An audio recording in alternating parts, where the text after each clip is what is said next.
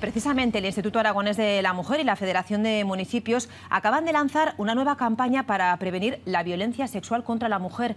Es una iniciativa que busca prevenir agresiones y dar pautas para saber cómo actuar en el caso de que ocurran. A ella se han sumado ya 173 municipios.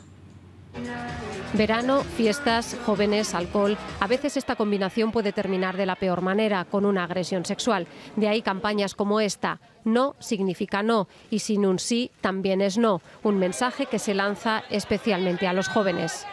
Que hay una mayor concienciación en esta materia. En los propios talleres, el pasado año, cuando visitamos algún campamento y se estaban realizando este tipo de acciones, en alguna ocasión duraron hasta las 3 horas y media, por las dudas que surgían y sobre todo por los pensamientos comparativos si esto podría ser violencia.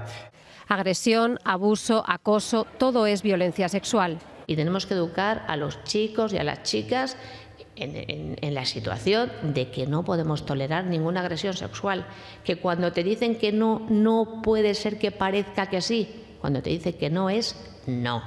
Esta guía aconseja cómo actuar ante una agresión sexual y cómo ayudar a la víctima. Ha llegado a 173 municipios que forman parte ya de la red aragonesa de entidades libres de agresiones sexuales.